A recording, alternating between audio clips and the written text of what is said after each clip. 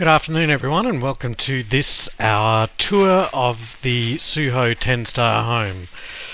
Literally just as I'm about to begin this tour, my dog has gone crazy, so you can hear probably some howling and other noises in the background. I apologise for that. So what I'm going to do is take you on a tour of the house in its current form. It is still a construction site and is therefore quite dirty, but it'll give you some idea of how things are currently progressing on site. So just to begin with, let me just acknowledge that this project has been made possible by the involvement of quite a lot of partners and a couple of sponsors.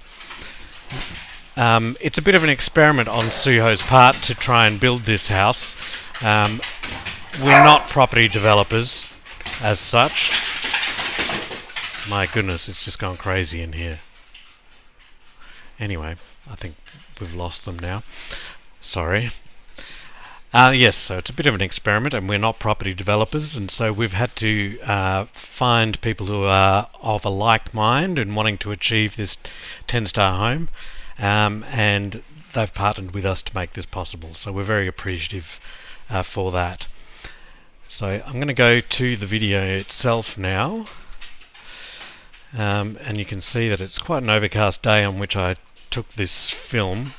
We'll get that going there. So that is the 10-star home in the middle there, with the timber cladding and the black cladding on the roof edge. To the right of the picture is the 8-star home, which we're also building at the moment, but this in the middle now is our focus 10-star home. So you can see that the street level is a little bit below the house level, so there's a relatively steep driveway going up there, and what I like to refer to as the world's largest letterbox. I'll come to that again in a moment. But you can see the white and the dark grey painted matrix panels from James Hardie on the cladding on the outside there, as well as the Colorbond steel Max Line cladding from Revolution Roofing on those two blades at the front. The eaves are lined in blackbutt. The pergola and gates are also blackbutt timber. So as is the facade there, the vertical cladding. Just looking across to the 8-stars, slightly different style of house there. So that's going quite well there. So that's why the letterbox is quite large. We've got the switchboard and electricity meter housed in that unit there. So again, blue scope Colorbond cladding on those two blades there. This is the window to the master bedroom. It's a triple glazed aluminium frame, thermally broken. All the windows and external doors on this house are by Ocnolux, who are one of our sponsors for the project. You can see slotted in at the top there an external Venetian blind. And just coming to the front door now, I'm just going to pause that there for a second, and if we look at this plan of the house, this is roughly where I'm standing. So the street is to the west of the house, so our longest side is to the north. The house is set back against the southern boundary, built right on the boundary in fact, and so we have as much exposure to the north as we can get by doing that, so we can bring in the sun to that side. So I'm just going to come in through this front entry door and turn into this master bedroom when we go back to the video now. Oh, sorry, a little bit glitchy there.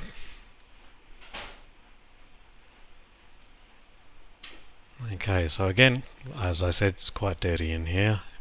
That'll obviously all get cleaned up. Just going to quickly pause there. You can see to the left of the picture this extensive brick wall. The entire perimeter of the house, external walls, are reverse brick veneer. So we have the brick on the inside of the insulation, so it forms the thermal mass for the house. Again, I'm just going to go back to the drawings here. This is a typical external wall construction where we have the brick on the inside face. If we come back to the outside, in most areas of the house it's James Hardie matrix cladding. I've got Exotech cladding written here, but we did make a change to their matrix product. That's battened off the Kingspan Cooltherm K12 insulation, and that's all mounted on a 90mm timber stud, in which we have Knauf earth wool insulation. On the inside of the stud is the Kingspan Aircell Permacav. We then have an unventilated air gap before the PGH bricks have been placed. They are tied back to the frame, but that air gap is actually our service space, so we run electrical cabling, plumbing and that kind of thing through that space. So if we look through, so we're looking right through the house. To the back of the house is the kitchen with the green wall there. We'll come back to that later on. But as we come into the bedroom here, you'll see that right throughout the house the floor is a polished concrete. Quite dirty, obviously, at the moment, but it's polished concrete with a salt and pepper exposed aggregate. And that's the window I was showing you from the outside. And the second window there, so like I said, they're all triple glazed, thermally broken aluminium from Ocnolux. This is all natural light. There's no electricity in the house at the time of taking this video. Most of the electrical fixtures have been put in with the switching by ABB. The lighting is from Beacon Commercial. So the ABB switching is all programmable and is connected to a home automation system, and I'll talk about that a little bit more as well. That's a cable just hanging in there for monitoring, which will be attached to that to check room temperature. Just above the door here, that is a vent for the HRV system. Again, I'll come to that in a moment.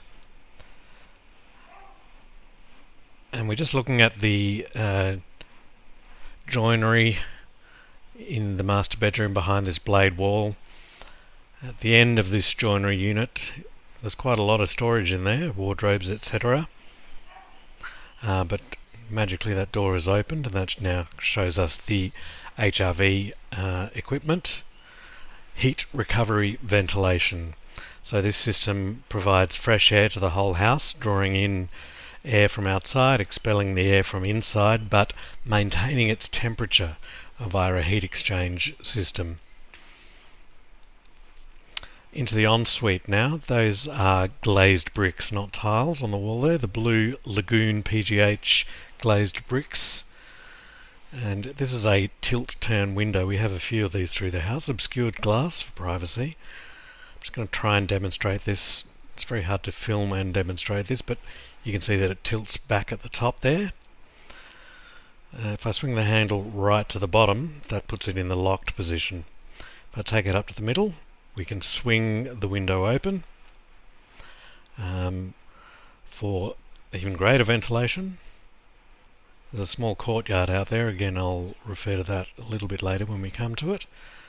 But again, if I swing the handle to the top, we can pop it open at the top for ventilation, whilst also maintaining security.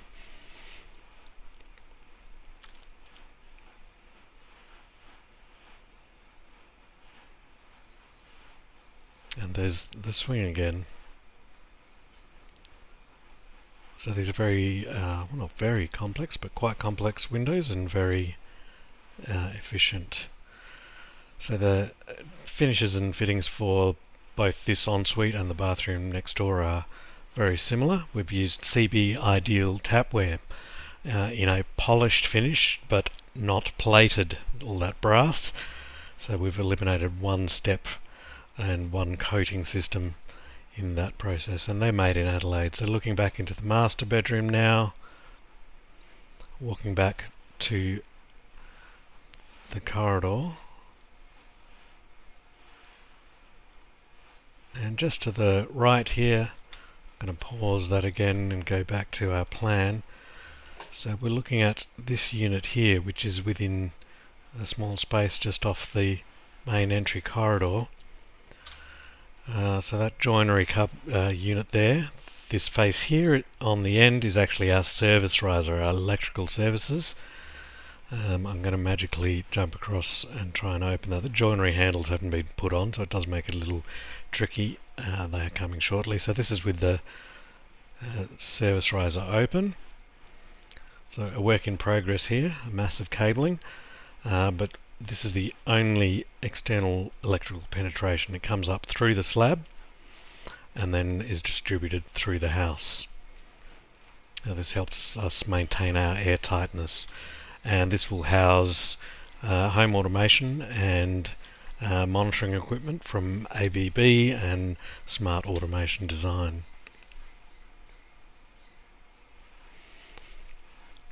So the cupboard adjacent to that has these bifold doors on it.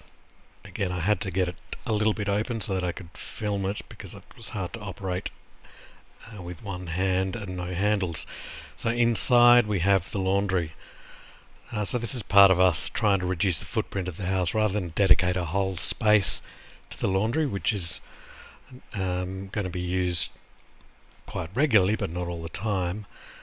We've enclosed it here. I suppose you'd call that a European style laundry. So these doors pop out and slide away while the laundry is in use. Got the cavity there for a front loading washing machine. Tapware from CB Ideal Tapware again. And reasonable amount of storage in there for the laundry.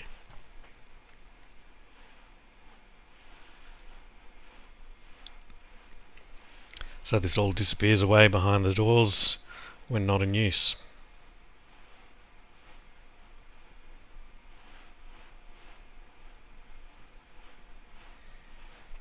So moving through into the entry still, and to the right here we have the main bathroom of the house.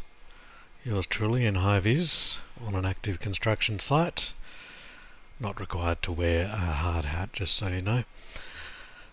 Same type of fittings and fixtures in here with the unfinished, unplated I should say, brass. Which has antibacterial properties, so by keeping it unplated we've making the most of that as well. Wall lighting from Beacon Commercial. And now moving backwards and hopefully not falling over. Again, this is still part of the circulation space of the house, but we've incorporated some joinery here to make this a little study nook. And so that lining on the wall there that joins up with the desktop is continuous all the way up into the ceiling as well.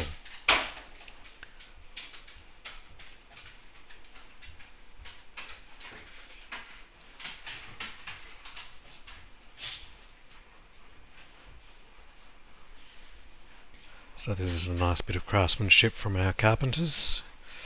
There's the control unit for the ABB system. It's also the display screen for the front door camera. There's obviously some switching still to go in. And just to my right here we have a sliding door. And throughout the house on this northern side anyway, we have a second level of glazing to make the most of the winter sun. But this is actually a tilt and slide door. So not quite your standard sliding door, but by being tilt and slide means we get air tightness as we were required. So this door tilts open from the bottom, so it's open at the top, much like the window you saw previously. So it can be put into that position for ventilation. Can't be opened any further from the outside. So it's still quite secure. But then if we push the lever down, it pops out at the bottom as well, which puts it into its sliding position and then can slide open. A little bit jumpy there because it just needs a bit of fine tuning.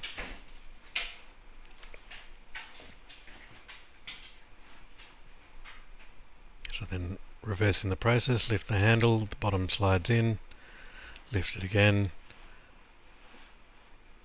and try to film it at the same time, and you may have some difficulties. So just across the way here, there's a storage unit.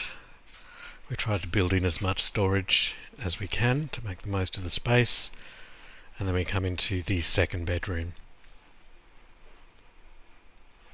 Still some components to be installed. That I think down on the floor there is the screen door for the front door. But this bedroom has a door into the courtyard, built-in joinery, but because we're built right on the southern boundary, we don't have any windows on the south face. So this little courtyard allows us to get natural light and ventilation into this bedroom and into the bathroom and ensuite that we've already seen.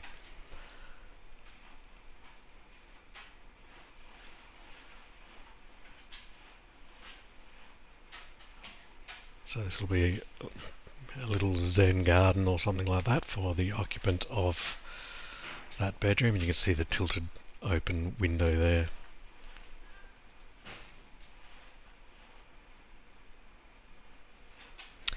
And that's James Hardie matrix cladding and PGH brick.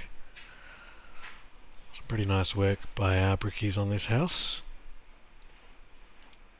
So just coming back into that bedroom, you may have noticed on the ceiling, and as I turn, well, you can see the fan obviously, but in the corner there's another vent for the HRV. So each room has two vents, one for supply, one for exhaust. So we've got constant fresh air supply to all of the rooms. So just coming back out, now coming into what will be the dining area. Quite Bessie there looking across into the kitchen, and you can see the high level glazing above. The silver components you see on those awning windows are the motors, and those windows obviously you can't reach very easily, and they are motorized and connected to the home automation system. So the building management system will take care of opening and closing those windows, or they can be manually overridden. So looking now into the living area, which that wall is right up against the boundary on the south there, but still getting pretty good natural light penetration into that space. So again, you can see some of the vents on the walls there. So two into the kitchen, two into the living space. ABB programmable light switches coming into the third bedroom, which is at the rear of the house. The control joints in the brick there haven't been covered up yet, but they'll be sealed up and made to look like the rest of the wall. So there's an extensive use of brick. We've got over 50 cubic metres of brick on the inside of the insulation in this house, forming the thermal mass, and about 300 and something cubic metres of concrete in the floor as part of that thermal mass as well. And so we have another joinery unit here, and I made the mistake of opening the door and discovering where the electricians have stashed a lot of equipment that's currently being installed, or the boxes at least. So again, in this room we have a tilt window. This one doesn't turn, it just simply tilts, so it'll pop open for ventilation there. You can see a cable on the outside hanging down. That's because the installation of the external Venetian blinds are in process. We're back into the kitchen now. Similar window here with the tilt function. CB Ideal tapware again in the unplated brass.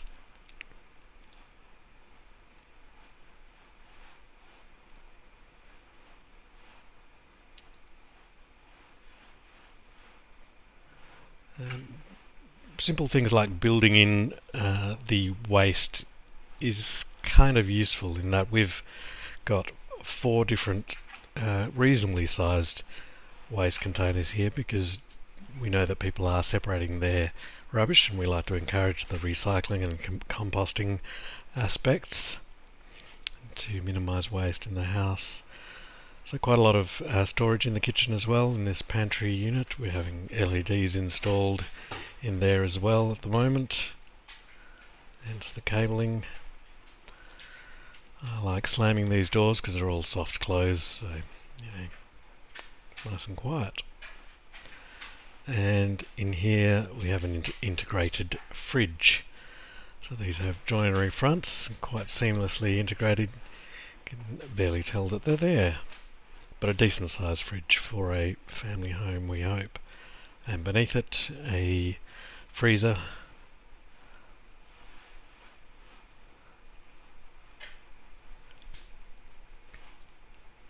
And just some brass handles to keep the theme going. So the joinery is still being built and installed. Cavity for the dishwasher, which will be concealed. Oven, stovetop, still to go in. And just looking out to the deck through the French doors there, all triple glazed, thermally broken aluminium framed from Ocnolux. And just looking back through the entry there with the pendant lights and fans, all from Beacon Commercial.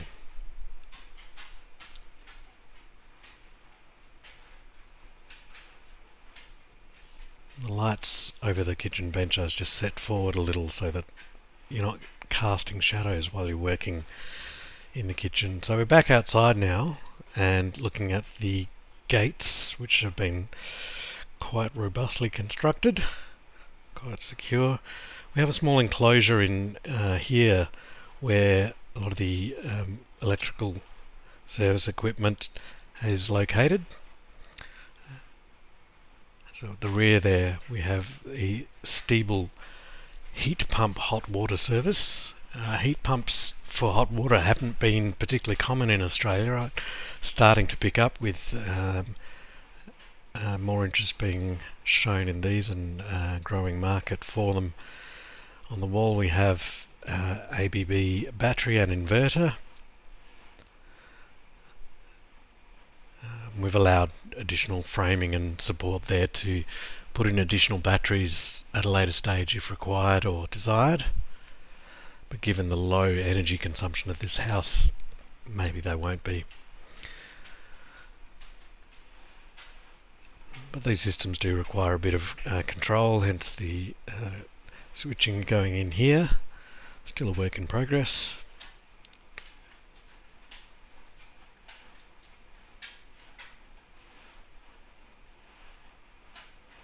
And just coming through the main gate into the outdoor area, there's a steel frame you see on the ground there. That's for the stairs for the house next door, so don't worry about that. So it's beautiful blackbutt pergola with a garden bed along that northern side. The idea is that we'll be growing some vines in here to grow up onto the pergola and over it. There's our sliding door onto the paved area with the high level glazing, and just looking up there you can see in its pelmet the external Venetian blind. By putting the blinds on the exterior of the house, we will also have them on the interior, but the external blinds block the heat before they even hit the glazing suites. So even though they're very efficient windows, we can improve the house's performance by blocking on the outside in summer as required. So the idea is to grow a vine over this, as I mentioned. A deciduous vine will provide shade to that northern glazing in summer, drop its leaves and allow the sun to come back in winter. Builders obviously drinking a bit of mother on site, so it's just a bit of a trellis, wire trellis to grow it up, grow the vines up. You can see how much lower than the houses behind we are sitting on this site. It was a relatively steep block before it was subdivided, so you can see that quite a large retaining wall there. So this is a stone bench top that these windows will open out to as a bit of an alfresco area. But we've probably got about 3 metres to the top of that retaining wall and then the fence above that, so quite a long way down. So we're not going to get a lot of direct sunlight into this area except during the middle of the day, but it'll be mostly in shadow in the morning and afternoon, but still quite light. So these retaining walls have garden beds on top, which will be planted out in the next couple of weeks. In fact, all of that grass has grown since the soil was put in a few weeks ago, so it's pretty healthy up there. But I don't think we'll be able to get a lawnmower up there, so we'll probably replace that. So again, we've got the blue scope steel colour bond in the max line profiles from Revolution Roofing on these two blades at the rear. James Hardie matrix cladding in the paint finish there, and this is the window of the rear bedroom. So those down the sides are the tracks for the Venetian blind, which is nicely concealed above there. Oh, and I even zoomed in on it for you. So what we're looking at right there with the paved area is actually the rear of the 8-star home. Builders are working on both houses, so we haven't bothered to put the fence in because it's actually easier without it at the moment, but that will have a fence at a later stage. And around the corner here, another small paved area for the rainwater tank and perhaps a bit of storage. So capturing most of the runoff of the house. Some of it does drain down into that courtyard that we were in earlier, but most of it will drain to the rainwater tank here. You can see that it was raining a little while I was there.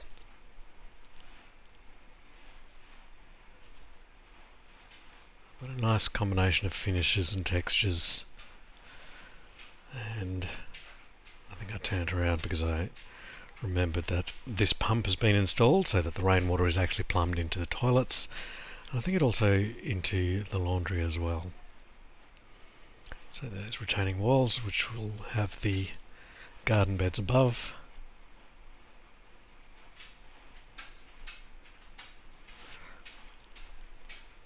A black butt timber deck. So these hardwoods have been oiled, but they will grey off with time, which will be quite a beautiful look in and of itself, but can be re-oiled to bring it back to this kind of colour. Blackbutt, being a natural material and a timber, is quite variable in its colour, as you can see that even in that cladding there, which is from the same batch, you get quite a bit of variation, which I think is quite attractive. So I'm about to do something quite amazing, and that is to jump onto the roof. So I'm standing on the roof on the northeastern corner, looking back towards the city of Adelaide.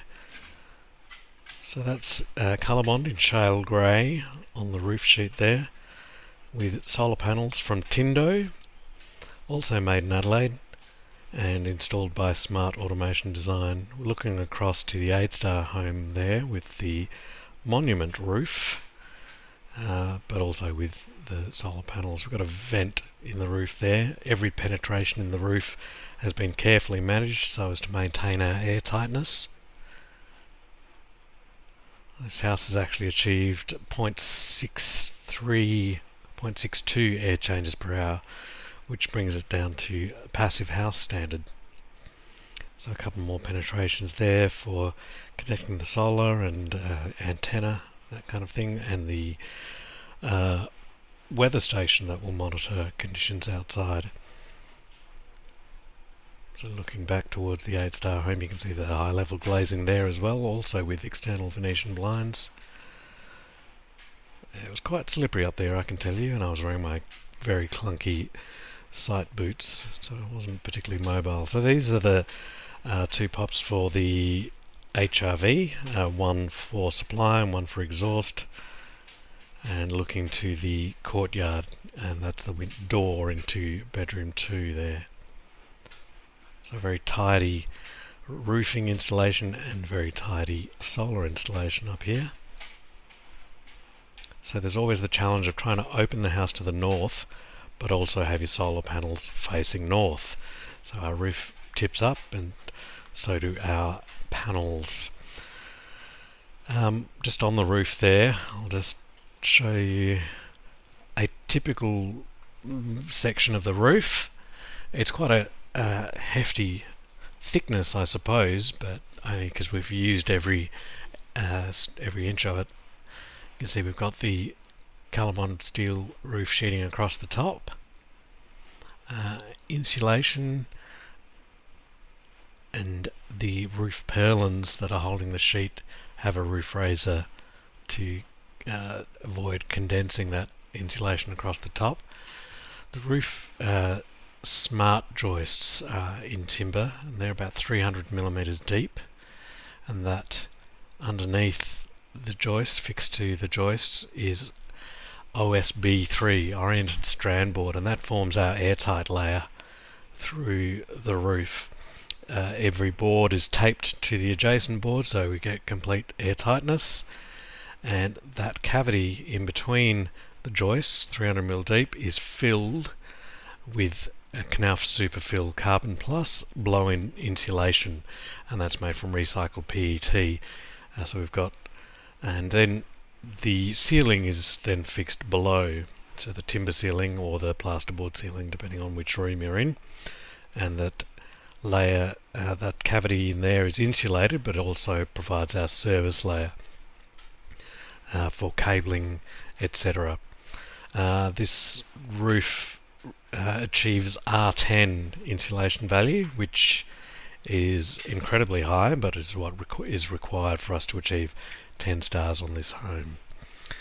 So I hope you've enjoyed this tour. Hopefully in the coming weeks we'll update it with a completed version of the house once it's had a good clean, and hopefully we can get some furniture in there as well.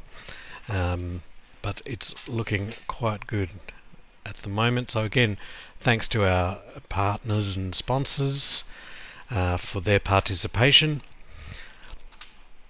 We do have more webinars coming up in the week ahead, so that's just a quick timetable of it, but you can find this by heading to our LinkedIn page or Facebook and even Instagram. I do want to suggest, if you're interested in knowing more about the house and our partners, that you head to 10starhome.com.au. That's a website we've set up specifically for this home to provide a bit more detail. You can take a virtual tour there as well, but it's a actual virtual tour in the sense that it's a render of the house that you move through, not photographic or videographic images as you've seen today. You can also visit our website at suho.com.au to find out about the other services that we provide, including ESD services, as well as the studio itself. And the studio email is studio@suho.com.au, and you can get in touch with myself or the other members of the studio by contacting us there. And you can also call us on 1300 308 525. All of the office is currently working from home as part of our social distancing and COVID-19 precautions, but that phone number will still get your call or at least a message through to us. So thank you once again for joining me on this tour, and I'll see you again another time.